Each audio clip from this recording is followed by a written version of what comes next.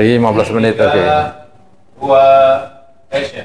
Assalamualaikum warahmatullahi wabarakatuh. Salam sejahtera bagi kita semua. Pemirsa, akhir-akhir ini isu ya keputusan Mahkamah Konstitusi untuk merubah batas umur ya, calon kepala daerah, provinsi, gubernur, wali kota dan wakil wali kota, bupati dan wakil bupati, yang tadi gubernur dan wakil gubernur, yang diputuskan oleh Mahkamah Konstitusi beberapa hari yang lalu itu menuai kritik yang tajam ya. Kritik yang tajam dan dibahas demikian panjang lebar, umumnya di banyak stasiun TV ya, mainstream, di podcast, termasuk Refli Harun, Karni Ilyas dan lain-lain, dibahas di berbagai seminar. Jadi ini kalau masalah argumentasi hukumnya itu udah jelas ya, bahwa keputusan itu ngawur sesuai dengan kata Pak Mahfud MD. Heran hakim Mahkamah Agung mengambil keputusan yang demikian. Tapi yang akan kita dibahas sekarang ini hal yang lain, hal yang tidak dibahas oleh media mainstream dan publik yang selama ini. Hal yang kita bahas itu masalah bungkamnya pejabat negara atas hal ini ya. Berbagai pejabat negara mulai dari Menko Polhukam ya, Mahkamah Agung, KPU, Komisi Yudisial dan lain-lain itu bungkam tidak memberikan suara ya. Nah, yang ini yang akan kita bahas, ada apa dengan ini. Untuk itu sudah hadir di studio kita Dr. Wazri Afifi ya,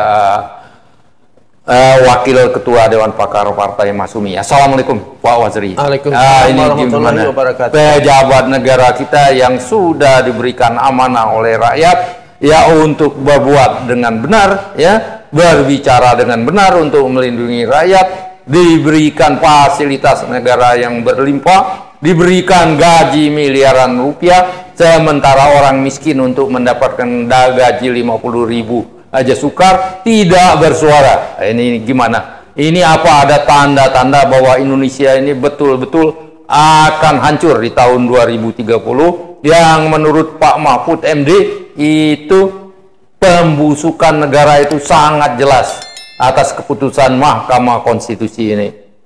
Oh iya Pak, jadi kita sebagai orang yang udah berumur banyak, ya oke. Dan bangsa ini kan semuanya kan umurnya banyak, tua-tua juga. Betul.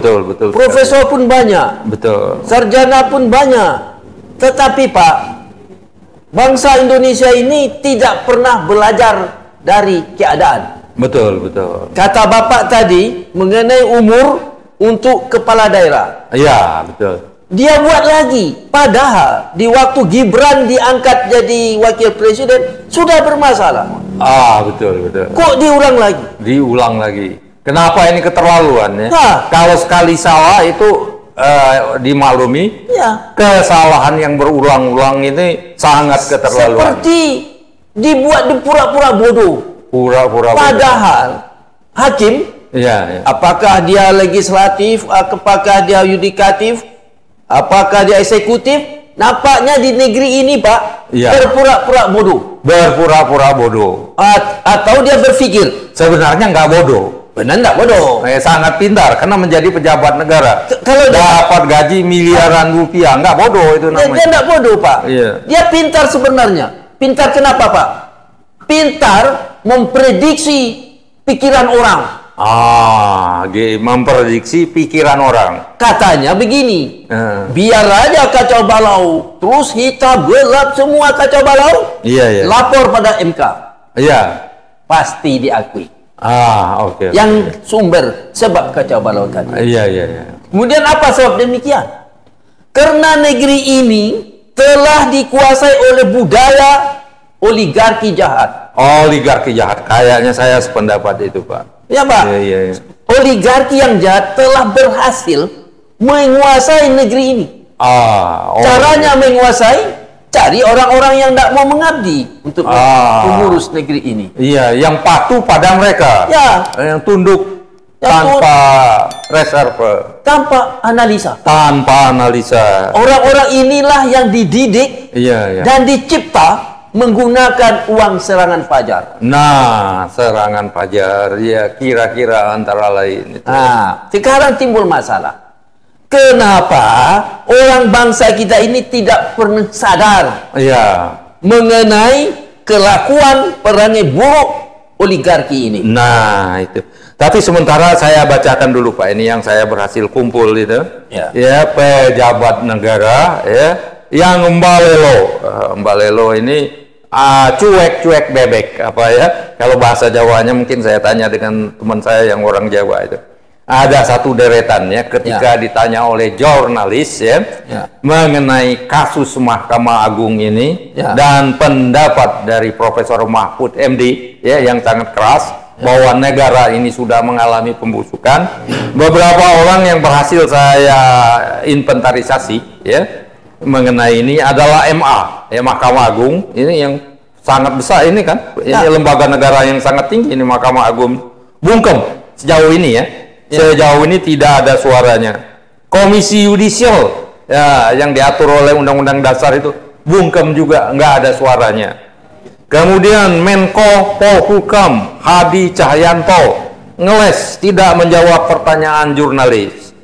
Kemudian Mensesnek Pratikno ngeles tidak menjawab pertanyaan jurnalis. Ketua KPU Hasyim Asyari ngeles tidak menjawab pertanyaan jurnalis.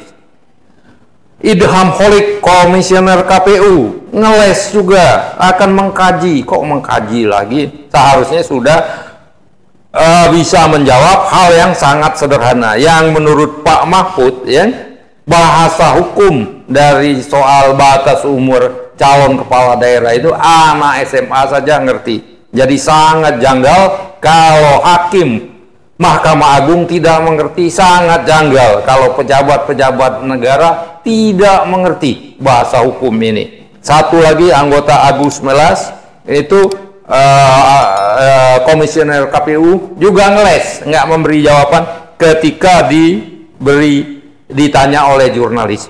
Sini setahu saya Pak Wazri, pejabat negara itu kan diberi amanah oleh rakyat untuk bekerja dengan baik, melindungi rakyat, termasuk melindungi negara ini.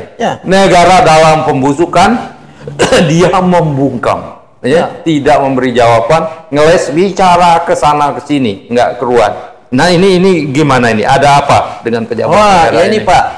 Ya betul juga kata Pak Mahfud bahwa inilah tanda-tanda kehancuran. Tanda-tanda kehancuran Indonesia. Kenapa orang ini Pak, menurut logika Pak, logika ilmu pengetahuan, semua yang bungkam, semua yang ngeles tidak layak memegang kekuasaan itu. Betul, saya sangat sepakat Pak. Pasti tidak. Sangat tidak layak. Mereka harus menjawab pertanyaan rakyat. Karena mereka sudah dibiayai oleh rakyat, miliaran rupiah fasilitasnya. Wah serba, di samping sisi rakyat kita banyak miskin, untuk dapat uang 50.000 aja menangis satu hari. Jalan satu-satunya adalah orang-orang yang tadi kata Bapak bungkamlah, ngeleslah, apalah, dia harus mengakui dirinya sendiri. Dia tidak berhak untuk duduk di kursi itu. Betul sekali. Oleh sebab itu, kalau mau menyelamatkan negara, dari dia sendirilah yang sadar, mundur secara terhormat. Betul, itu saya sepakat sekali Pak Sari. Kapan kita tunggu Pak? Kita sudah bermasalah Gibran, Undang-Undang 90 KPU, sudah semua dunia kacau, masih diulang lagi. Ini negara Pak, ini bukan kelurahan, bukan. Sedangkan suku saja kemarin kan ada Pak. Ini contoh saya Pak Baru ada saudara saya meninggal. Tentulah apa yang akibat meninggalnya macam-macam itu kan ada masa depan. Kami berdebat. Padahal itu hanya suku. Masa negara 270 juta ngeles-ngeles lah. Bungkam-bungkam. Sudah dibuatnya masalah umur. Dilempar keluar, dia diam. Itu namanya orang itu tidak layak. Apakah dia MA yang bungkam? Mundur. Jadi pesan kita supaya pejabat-pejabat negara itu sebaiknya mundur saja. Jika mereka masih menginginkan Indonesia ini tetap eksis, tidak hancur di tahun 2030, kira-kira gitu. Dia harus, apa kata bahasa Jawa itu, membelelo. Ya, dia harus buat itu. Kalau ada oligarki berkata begini, lawan ya. Aku hidup dengan negeriku. Aku akan membangunkan bangsaku. Aku bukan ikut kau. Itu bahasa-bahasa Batak. Betul. Ya. Gitu Pak, jelas. Jangan bertele-tele lagi lah. Iya, betul. Nanti dibuatnya lah syarat lurah 10 tahun boleh jadi lurah. Nah, ini. Kan bisa aja. Macam-macam. Kan bisa saja, Pak. Jadi, kenapa? Karena budaya yang dia punyai, budaya tidak pernah mengerti bahwa mafia telah menguasai negeriku. Mafia sudah menguasai Indonesia. Sangat menakutkan. Sangat mengerikan ini. Jadi kita serukan kepada rakyat Indonesia sadar untuk berperang melawan mafia ini. Sangat mengerikan. Kita tetap menginginkan negara kesatuan ini tetap utuh, tidak hancur bercerai-berai lagi. Saya kira pemirsa, ya, obrolan yang singkat dengan Dr. Wazri ini sangat bermanfaat, dan Dr. Wazri dan termasuk saya menyetujuinya bahwa pejabat negara yang tidak bersuara, yang bungkem itu tadi, tidak bertanggung jawab, tidak menjalankan amanah rakyat, segera mundur dari jabatan. Berikan kepada orang yang ingin mengabdi. Berikan kepada orang. Berkata inilah Pak. Berkata terus terang. Apa sebab? Karena negeri kita sudah di depan garai. Sudah hampir hancur. Hancur. Coba kalau lihat itu Pak. Kalau Gaza itu rakyatnya mati semua pun tidak menangis sangat. Apa sebab? Dia telah bertekad untuk maju. Apa dibunuh berpuluh-puluh ribu, dia tetap tidak menangis. Tidak menangis, betul. Jadi bagaimana dengan bangsa kita ini? Disusahkan oleh pejabat-pejabat, jelaslah tadi. Bungkem, Mbalelo. Apa itu? Kita mundur saja. Sudah jelas katakan. So, bangsaku, aku telah berhasil menerima gaji yang banyak. Aku sudah punya rumah yang hebat. Aku sudah mempunyai segala-galanya. Maka besok saya akan mundur. Jelas, uangnya itu mungkin tidak akan habis sampai cucu-cucunya. Dia tidak akan mati kelaparan, jelas.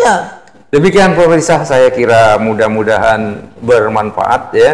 Kita serukan kepada pejabat negara itu amanah, berani bertanggung jawab, karena pekerjaan yang diberikan kepadanya itu adalah selalu mengandung risiko, di samping mengandung banyak kemewahan, kemudahan, dan kenyamanan. Ada pepatah Pak? Untuk si yang ngeles-ngeles, yang bungkam ini. Bungkam itu. Ngomong pada dia itu, kalau kamu takut basah, jangan berumah di tepi pantai. Nah, ini warisan nenek moyang kita, saya udah lupa ini. Jangan berumah di tepi pantai. Kalau takut di basah di apa, sembur ombak bahasanya. Jelas, kalau kamu itu bahasa lama itu, betul. Bungkam, ngeles-ngeles, jangan jadi pejabat. Kalau takut basah, jangan berumah di tepi pantai. Kalau takut jatuh, jangan berumah di tepi jurang. Jelaskan Pak. Kalau nggak berani bersuara, jangan jadi pejabat negara. Kasihanilah jutaan rakyat kita yang sangat miskin sekarang ini. Kita tidak mau 200 juta habis ditelan kehancuran. Mundur saja. Betul. Senang cerita. Saya kira demikian ya pemirsa, mudah-mudahan himbauan kita ini dapat mengetuk hati pejabat kita untuk segera membatalkan keputusan Mahkamah Konstitusi itu, karena ini telanjang sekali keputusannya telanjang sekali untuk kepentingan orang tertentu, untuk kepentingan oligarki. Wabillahi taufiq wal hidayah. Wassalamualaikum warahmatullahi wabarakatuh.